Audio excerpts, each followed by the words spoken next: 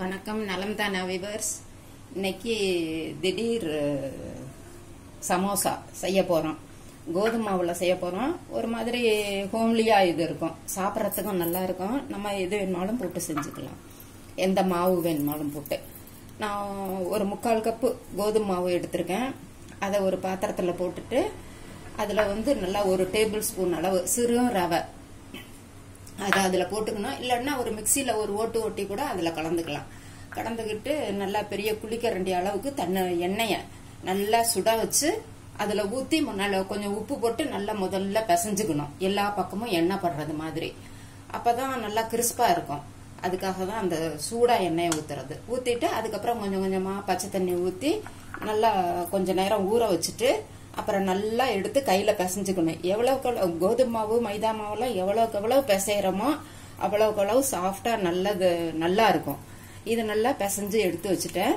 இப்ப நம்ம சமோசா போடுற அளவு நம்ம அவங்கவங்க சைஸுக்கு பெருசா வேணுமா பெருசாவும் போட்டுக்கலாம், சின்னதா வேணுமாலும் சின்னதாவும் போட்டுக்கலாம்.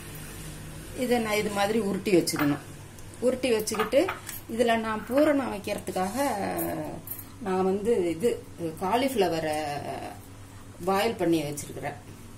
அதாவது தண்ணியை கொதிக்க வச்சு பெரிய பெரிய பீஸா போட்டு அதுல கொதிக்கிற தண்ணியில போட்டு கொஞ்சம் மஞ்சத்தூளும் கொஞ்சம் உப்பும் போட்டு ஒரு ஆஃப் பாயிலா எடுத்து துருவி இது மாதிரி வச்சுக்கணும்.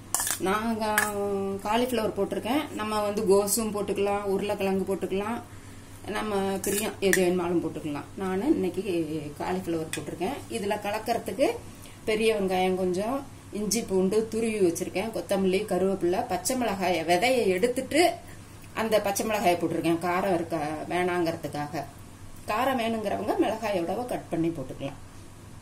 கொஞ்சம் மிளகாய் பொடி, சும்மா கொஞ்சோண்டு கொத்தமல்லி பொடி, கரம் மசாலா கொஞ்சம், ஜீரகத்தூள், உப்பு இதெல்லாம் போட்டு அதுல இப்ப மிக்ஸ் பண்ணிக்கணும்.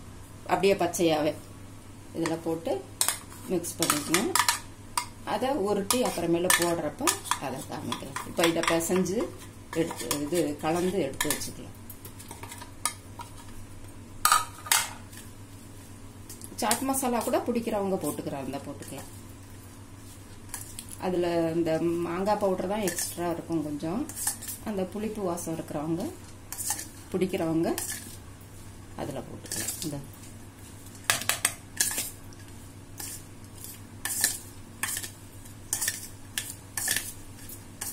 உப்பு பார்த்துக்கோங்க, கலந்துட்டு உப்பு பத்தலைன்னா கொஞ்சம் இப்போ போட்டு எடுத்துக்கலாம். கொத்தமல்லி கருவேப்பிலை எல்லாம் நம்ம போட்டுக்கலாம். புதினா கூட வேணும்னா போட்டுக்கலாம். அதுல நல்லா வாசமா இருக்கும், செரிமானத்துக்கும் நல்லது.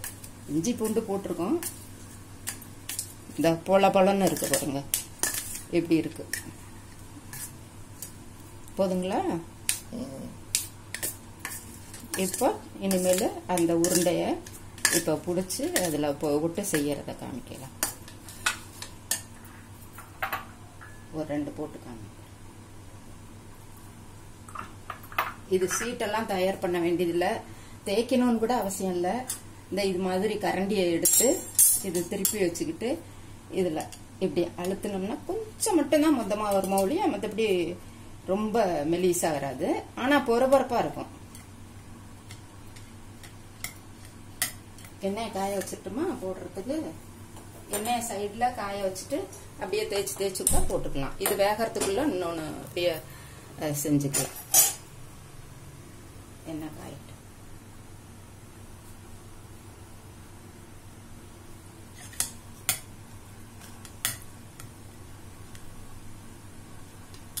இந்த அடியில இது மாதிரி டிசைன் வரும்.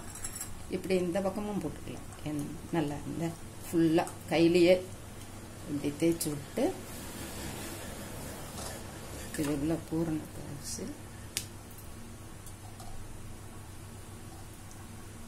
பெரிய கரண்டி எடுத்தோம்னா இதுல மடிக்கிறத மட்டும் கொஞ்சம் முக்கோண டைப்ல இப்படி கிராஸா 3ல 1 பாகம் இப்படி மடிச்சிட்டு இந்த சைடும் இப்படி மேல வச்சு மடிச்சு இப்படி அமுக்கி விட்டீங்கன்னா கொஞ்சம் எடுத்தாப்புல தெரியும். இப்படி வச்சுட்டு அதே மாதிரி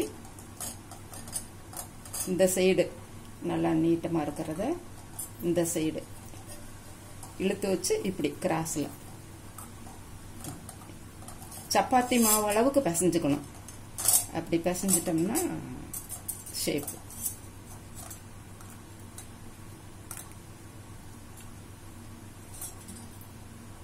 நல்ல ஷேப் இப்படி கொண்டுட்டு வந்துடணும். இப்படி கொண்டு வந்து அடுக்கி வச்சுக்கிட்டு எண்ணெய் காஞ்சதுக்கு அப்புறமேல அதுல போட்டு எடுக்க வேண்டியது. இன்னொன்னு செஞ்சுக்கலாம்.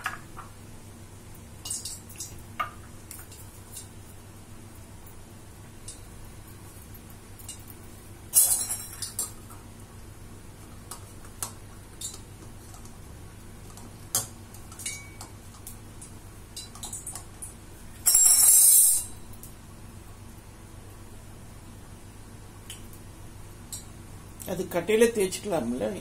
அப்படி கூட செஞ்சுக்கலாம். செஞ்சு அது மேல வேணும்னா கூட போட்டுக்கலாம். அப்படி கூட செய்யலாம். அப்படி செஞ்சு பாருங்க, தான் ஈஸியா வரும் நினைக்கிறேன்.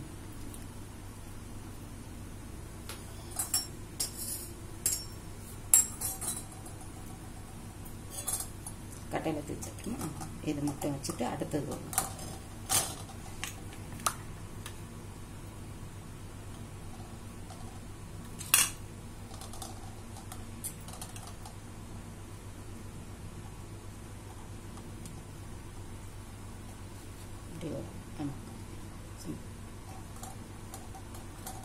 அதே மாதிரி இந்த சைடு இழுத்து விட்டு இப்படி சென்டரில் அழுத்திட்டு இப்படி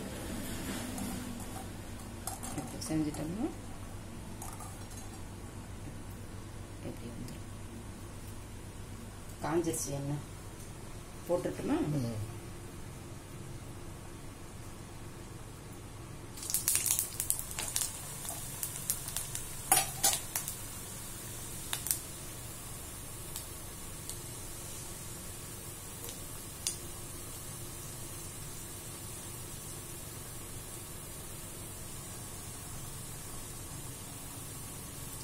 இதுவும் இந்த சைடு கொஞ்சம் சிம்மில் ரொம்ப அவங்கவுங்க அடுப்பு எரியறது. ஒருத்தரவங்க அடுப்பு சிம்மிலேயே நல்லா கொஞ்சம் பெருசாக எரியும்.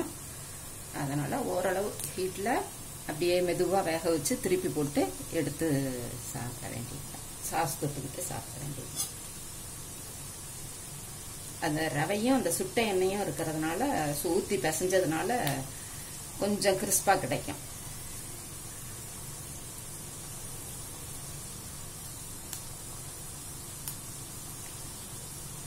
இது திடீர்னு கடையில் போய் வாங்கறதுக்கு பதிலாக நம்ம இது மாதிரி சாப்பிட்ணுன்னு தோணுச்சுன்னா உடனே இது மாதிரி செஞ்சு சாப்பிட்டுக்கலாம். சீட்டு தான் வேணும் அப்படிங்கிறது இல்லாமல் இது மாதிரி அந்த உள்ள மசாலா மட்டும்தான் அந்த வாசம் இருந்துச்சுனாவே நல்லா சாப்பிட நல்லா இருக்கும்.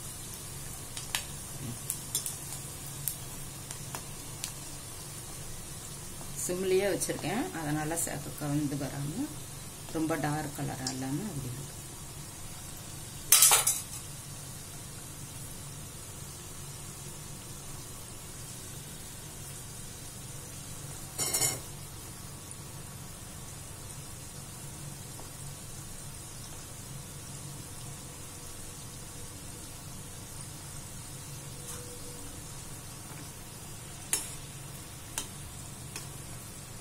அந்த கரம் மசாலாவும் சாட் மசாலாவும் போட்டோம்னாவே அந்த வாசம் பாதி வந்துடும். இந்த சைடு வந்துருச்சு. இன்னும் கொஞ்ச நேரம் விட்டோம்னா கிறிஸ்பி கிடைக்கும்.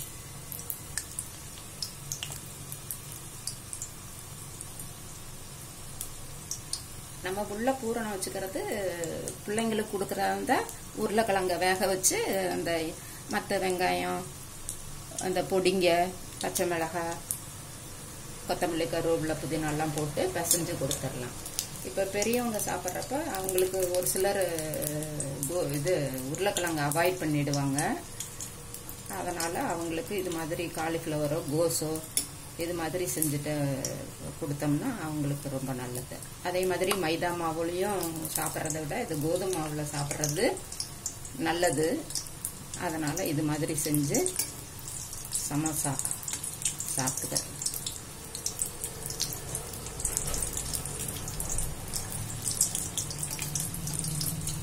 அந்த சீட்டை அரை சீட்டா மடிச்சு இது மாதிரி ட்ரையாங்கிள் ஷேப்ல செய்யறதுல இது மாதிரி ஈஸியா செஞ்சாங்க.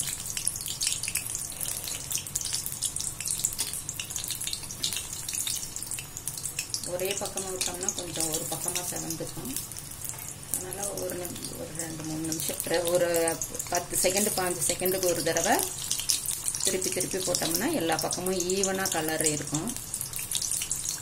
அதுக்காக தான் பரட்டி விட்டுக்கிட்டு இப்படி ஒரு மூவ் பண்ணிக்கிட்டே இருந்தோம்னா இந்த கலர் கிடச்சிரும்.